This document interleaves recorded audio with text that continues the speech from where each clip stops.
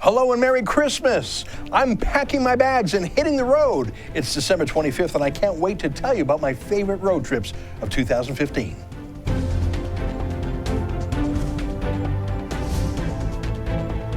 Why should others go to jail when you're the biggest carbon consumer I know? There's 8,500 customers here, and you won't give them an answer. You come here once a year with a sign, and you feel morally superior. The only thing I have to say to the government about why I publish it is because it's my bloody right to do so.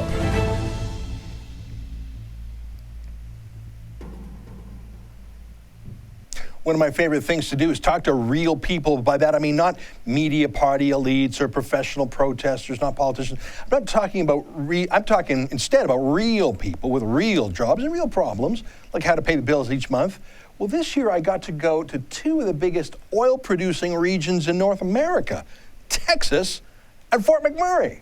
And I got to meet the locals who have nothing but good things to say about where they live and the industry they love. Fort McMurray has been hit hard with cuts to the oil sands and the falling price of oil, but that hasn't softened the love locals and new Fort McMurrayites have for the city in the middle of the oil patch. Take a look. Fort McMurray is very diverse, and people who work in the oil sands are very diverse. They're not all, you can't just paint them with one brush. We're not just all typical oil workers. So I'm actually Métis, and I'm gay, and I'm in Fort McMurray wearing an I Love Oil Sands t-shirt. So that is kind of makes me a bit unique, and also not that unique because Fort McMurray is very diverse. I've never met people so warm, so kind. We've put in so much hours into this business. But the reaction from people, the upliftment that they give you, it's worth it. Wow. This place does not get enough recognition for the kindness, for the people that live here. Wow. It's amazing. I do not feel homesick. This is my home. That's amazing. Yes. You know, I mean, I'm from Alberta originally, but I live in exile in Toronto. And I think that when Toronto thinks about Fort McMurray, they have a stereotype that's not based on reality. So you're saying not only did you come here for love, but the larger community has been lovely to you. Is that what you're saying? Absolutely. I've met people with courage. Fort McMurray means strength. Yeah. And it's only people that have dreams and visions. That is what I've come across. The warmest, kindest people here. I don't think there's anywhere else on earth like this. Well, what I am excited about and have been since the day I arrived here was the opportunity for development, for job opportunities, and for a wonderful place to raise a family, wonderful education, medical care, a city that's vibrant and growing every day. Well, and there's a myth that it's just 90% men and no families and no roots, but you're, I guess, living proof that people put roots down and build families here. And my adult children love it. I mean, my daughter is an RCMP in Kelowna, and my two boys, like I say, work at Syncrude and Suncor. Yeah. So where else would they have received the opportunity that they've had those here? are good jobs. Very good job. Yeah. And it's a lifetime career. Yeah, isn't that the truth? So there is a lot of that. There's a tremendous amount of families, young families that are here moving in all the time. You're a Métis man. What would you say to some white millionaire saying, I speak for Aboriginal people? What? Wait, let's get this straight. We'll look in the camera. Don't speak for us. We can speak. Yeah. We're intelligent people. We're modern. We're human. Stop it. Love Fort McMurray. You know, this is my town. Been here for some time, 7 years now? Love it to death. Where do you come from? Where are you from originally? Originally, I'm from Haiti. Yeah. So that's where I'm from. My hometown is Montreal because Haiti, French speaking and everything. So Montreal, and then from Montreal, I found my way all the way to Fort McMurray. And this is the spot for me. That's amazing. Montreal and Fort McMurray are pretty opposite cities, don't you think? It is exactly opposite, but this is the city. This is the city that makes the dream come true. If you want to become somebody, you got some dream, you got some goals, Fort McMurray is the place to be. Tell me about your shirt. What are you doing wearing I Love Oil Sands? Because I love the oil sands. It's the greatest place in Canada to be. Oil sands, to me, support the rest of the country. Isn't that the truth? Now, you're not originally from Fort McMurray. Tell me about yourself. No, originally from Halifax, Nova Scotia. Come out here about 10 years ago because this is the place for the working man. Now, I see this black gummy stuff, and if we were in a place like, I don't know, a big giant port, I'd say, well, maybe that leaked from a ship. But no, there's no ships here. This is, we saw one other boat in the last hour. That's bitumen, am I right? Yeah, that's right. That's exactly what our earliest settlers have found, and then they ended up finding a use for it. So, like, it's just here in the riverbed in globs. Yep, this is it right here. Like, it's like peanut butter. That's like Oreo cookie. Yeah, It looks like Oreo. It looks like cookies and cream. You're making me hungry. It actually feels like that, actually, if you'd like to, but Yeah. I don't want to get you dirty. Well, I'll touch it. Yeah, that's very, very sticky, sandy. It's like, it looks a little bit like an Oreo cookie crust, like those little grains, right? Yeah, there's a big chunk. There's a big chunk there. Yeah. Okay. Let's. Whoa! Look what Robbie's got. Look at this. Now this is sticky. That's sticky. This is exactly what you find in the mine. When I worked at Suncor for almost 10 years, and this is exactly what they dig out of the ground with the shovels. Now look at that. I've got the sand off my fingers, but that's gonna be a trick to get off my hands now. Oh yeah, yeah. It'll be. You'll get full of spots if you were to swim in the river, like almost everybody does here that enjoy the river. Yeah. Well, it's a great river, especially on a hot day. Now, Steve, you said it's coming right out over here. So I'm standing on this is actually oil sand in the Clearwater River, a bar that comes out, and you just reach down and you can see the oil on the surface here, and this is. I see the sheen. I see the. That's the right. rainbow sheen That's right. there. And this is and it's got a very distinct smell, and that's oil sand. Yeah. And this is a World Heritage River. That's got an interesting smell, and it's just natural. It's here. It's just. And in the oil sands, we're cleaning it up. You Yeah, can see that's it the on thing. surface. When you're done with the oil sands, It's white. you dump the sand back, which is white, and the oil is shipped to people who use it. Right, who need it? Absolutely. Now I know what it looks like. I know what it feels like. I know what it smells like. Is it stupid to put your tongue on it and taste it? Yeah, probably. I just want to, like, part of me feels compelled to just taste it. Is that poisonous? It's just like oil. It's just oil, right? Yeah, it's. Have you ever tasted bitumen? I don't think so. Not on Not on purpose. purpose. It would be like eating motor oil. Yeah, well, So you're saying don't do it. I think It is motor not oil. an Oreo. It's not a crushed up Oreo cookie. See, that's what I'm thinking. I'm thinking that I know what Oreos taste like. That looks like Oreos. That's amazing. If I had a chunk of Oreo that big, whoa, look at that. Here, come look at this. Look at that. Look at how oily that bitumen, and that's just right here in the Clearwater. It's called the Clearwater River, and that's just right here seeping into the water year after year, millennium after millennium. Smell that. I wish you could smell that. It's very. That's what the oil sands smell like. That's the plant. That's what we do. Smells like freedom to me. It starts out black. You go up there, you see the whole area. It starts out black like this, and we turn it white. Now I'm you know serious. I'm gonna. I'm serious. You know I'm gonna taste this. Is it just Go gonna for it. stick on my tongue? It's like a kid on the beach. You put sand in his mouth, spits it out, learns never to do it again. This, it's amazing that this is rolling right out into the river.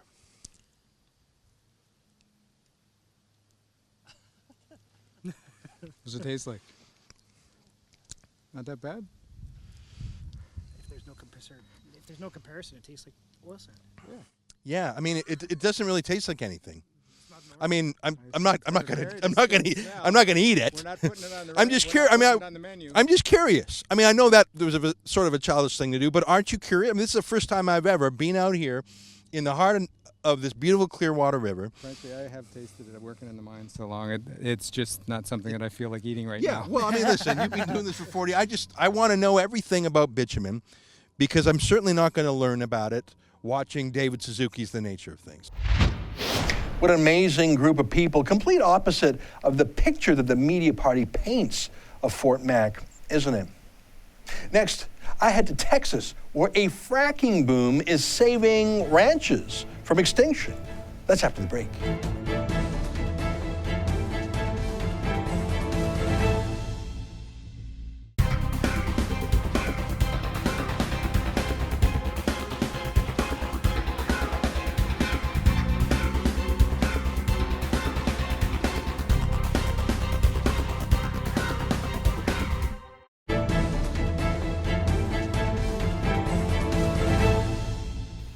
Texas and oil go hand in hand. I had the chance to head down to Texas in the spring where ranchers are grateful for fracking. They frack for oil out there.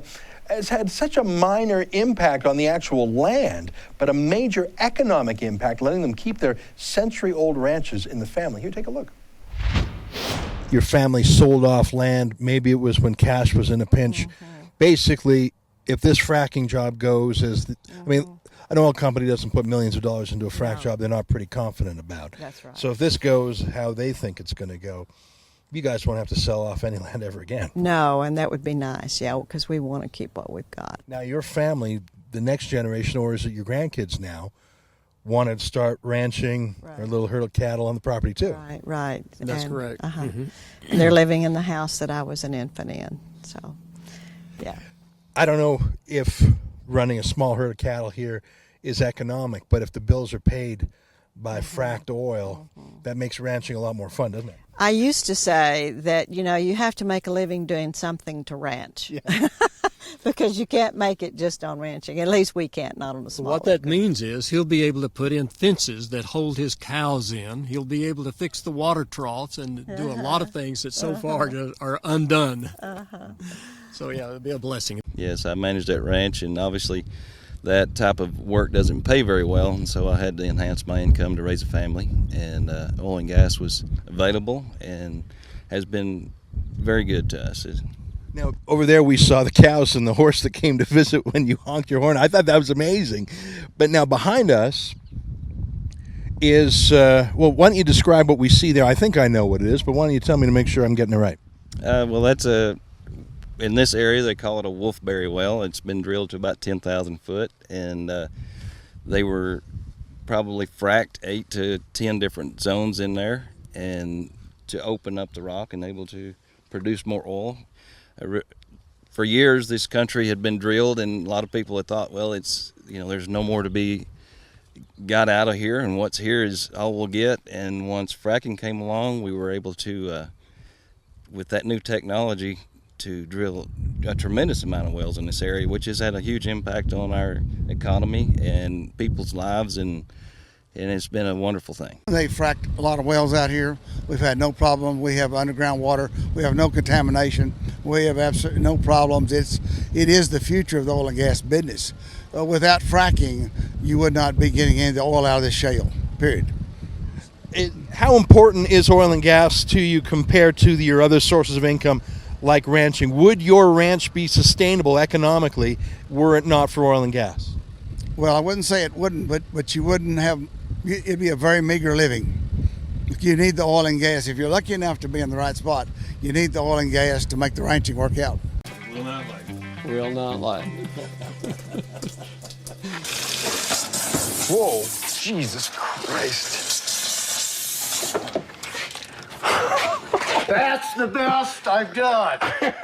Empty gun case yours. Oh, it's empty. Yeah. Oh, I thought outside. Out the front door. Your back door, your Same side thing. door. You were surrounded. You're a fracker yourself. Yes. You're the frack commander, and you cannot light your fossil on fire. That's a shame. That's correct. It's amazing to see the economic hope these ranchers have because of oil and gas and fracking. Next, my favorite part of going away is trying new food. And boy, did I have some delicious Texas barbecue. I'll give you the full review next.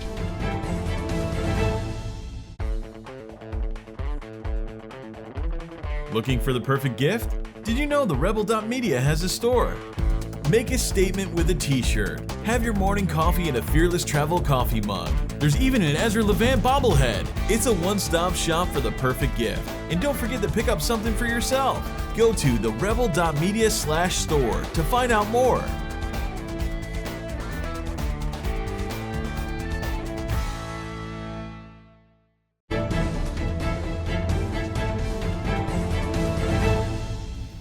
I'm not one to fit in naturally, but my first stop in Texas was to get some proper boots.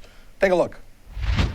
All right, I got my Canadian passport here. I think they sort of know without looking at the passport that I'm not from around here. Let's go see if they can give me a little help.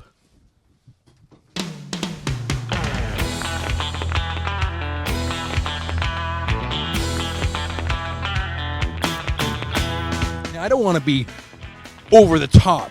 Like, I don't want people to think that I'm, We'll do traditional. I don't want to be sent cowboy style. Low key. That's my style. Low key. Not low key, but traditional. Let's get started. Let's start from the ground and work up. And I got to be Texas-fied to do as the Texans do. I see a lot of leather. Do you have any rattlesnake? Is that the Texas way to go? We do have some rattlesnake. It's right here.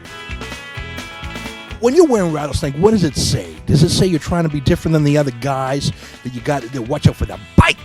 What is it saying? Absolutely it does. It means you've got a little wild streak in you. What are you wearing there? Those look comfy. I'm wearing hippo. How about you, Sherwin? What are you wearing? Ostrich, full quilt ostrich. Gee whiz, between the hippos and the ostrich, we got ourselves a whole zoo. For moving from the ground up, I think next thing I need is a proper belt and a buckle. You have something that says Texas. God bless Texas. Nice, nice. You know, all three of those words are politically incorrect, Sherwin. This buckle would be banned. Oh yeah, don't mess with Texas. Am I even saying that right? Yes, sir. Don't mess with Texas. You got to have a little bit. That's right. Don't you mess with Texas. Don't even think about it. Don't even start. Don't even think about going there. I got a serious question for you, Sherman. You're all man. You're 100% Texas. You got the understated ostrich boots. You got the jeans. You got the belt. And you are rocking a pink shirt. Does that come from the raw confidence in your own masculinity? Yes. Yeah. And my wife says wear it. All right? You do what she says. For 43 years. Happy wife, happy life. Let's get a shirt. You want to try? That's so much paisley. Paisley? Paisley, come on. There is no such thing as paisley in Texas. Why not? I got plenty of them. Do you want some more? What's with the paisley? Is it making a comeback? Yes. Cowboys always tuck in their pants. Always tuck in the pants. Yeah, it would be sloppy not to. We're all a little bit of cowboy in all of us. Where I'm from, I'm quite rude. I'm known as a rude person. Here I feel I'm just picking up that Southern hospitality. It's very, very hospitable now. A lot of ma'am and sir, which I normally don't get. I normally get, hey, you. But let's go with the denim. Notice how you're wearing that. Am I showing a little too much fur on the brisket there? Nope. What do you think of that? Fur on the brisket, a little bit cowboy poetry, a little bit too much. Good. No. You know, I don't want to be too sexy. Do you think it's just too much blue? Let's call this option number 1. Whoa, whoa, whoa. I don't even think there's a name for that color. Don't say teal. You can't say teal in Texas. And that's healthy size. That's sort of like big barbecue eater. It's for a man. It's for a man. I like the snaps. That's robin's egg. I don't mind being toyed. People say, you're looking toyed. You're looking really toyed. I don't mind that. I don't mind. Thanks very much. Not too good, though. What are the rules? Taking off a hat, keeping hats on. And if you go if you're visiting someone in their home, do you take your hat off? If you're going to church, do you take your hat off? You leave your hat on in church. Mm-hmm. If you're at a funeral, do you have your hat on? Yes, sir. Are there any instances where you take your hat off? American anthem. Yep, definitely. Pledge of Allegiance. No question about it. Other than those 2 occasions, is there any ceremony that a Texan would take his hat off other than at gunpoint? Go to bed. I got a thick skull. I feel like it's coming together. I've been Texified. That's right. You're getting there. All right. You're there. I still wear that belt buckle almost every day. It sort of helps keep everything in. And it's no surprise my second stop was to eat the best barbecue I have ever had in my life. Oh my God, take a look at this.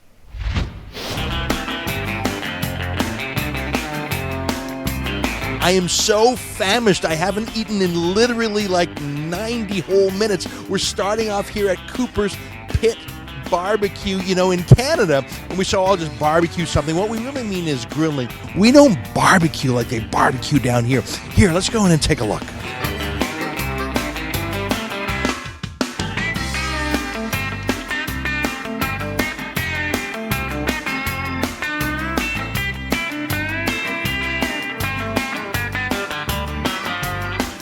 Y'all enjoy.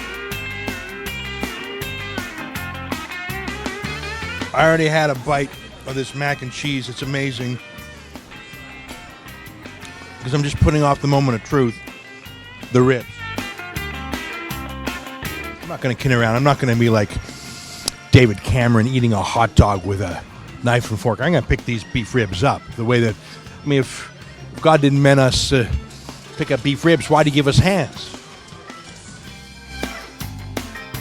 This is the way to live, Texas style. We drove here to Natty Flat. I heard it's some of the best barbecue between Fort Worth and Abilene. Let's find out for sure. How do you do? I'm Ezra Levant. Alan Evans. Grandpa, they call me. Grandpa, eh? Yeah. Why would they call you that? Because I'm old and ancient. Now, I heard that Natty Flat is some of the best barbecue between Fort Worth and Midland. Is that true? That is true. We made a special trip here, so I hope you live up to high expectations. We will do that. Now, how do you do it? I mean, in where I'm coming from in Canada, barbecue, they don't use the term right. They just, anything they throw on the grill for 10 minutes, they call that barbecue. That's not the Texas way. Now, we smoke with hickory or pecan, and we'll smoke for 12 to 14 hours for the brisket. And our ribs are about 4 hours, and sausage is less, an hour, hour and a half. So, but we have a rotisserie pit that we put our meats on, and it self-bases, it turns. So, you know, I've only been here for a few minutes, and I already feel like it's a homecoming. I mean, where I come from, I'm living in the city of Toronto, and they have tofu. They have something called Whole Foods, where they serve something called kale. That's a foreign language in a place like this, isn't it? oh yes, no, we don't hear anything like that. Where does the word Natty Flat come from? There's a street road down the ways here that's called Natty Flat, and the story is told that the settlers was settling down in that flat down there, and this little girl said, "Grandpa, there's too many gnats in this flat," so they named it Natty Flat. Coleslaw or potato salad, guys, so I just double up on the beans. Yeah. You know, that coleslaw, that's a little too getting close to vegetarianism. You know? I mean, a man like you in Texas has that much vegetables on a plate, fella's going to start thinking you're a Democrat. Oh, that's exactly right. We certainly don't want him to think that. Don't ruin his meal. You know, he's got to eat. Now, Colin, you called me over and you said you had something special for me to eat. I don't get that kind of personal attention that often. You've got my full... All right, well, I'm going to get you right now. This right here is what we call our baked potato salad. Yeah. It might stop your heart, but it's probably worth it. You've got your sliced brisket sandwich, large sausage, smoked sausage, small turkey, and our barbecue bean. Now, the barbecue beans are just red beans, and we add a little bit of chopped brisket and barbecue sauce to them. Now, I'm calling this an appetizer, so I'll come back for more.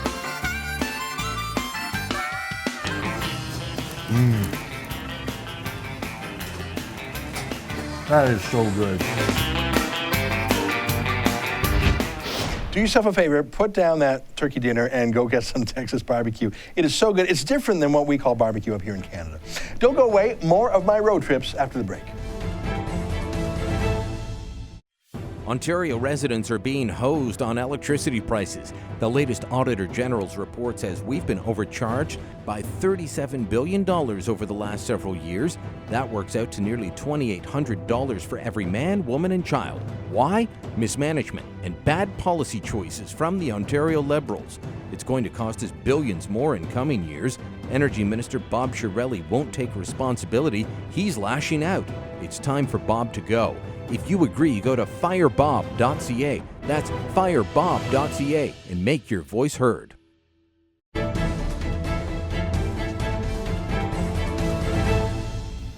Where should I go next? Tell me what you think. You can email me at ezra@therebel.media or in the comments below. Thanks for watching and keep fighting for freedom. Merry Christmas, everybody.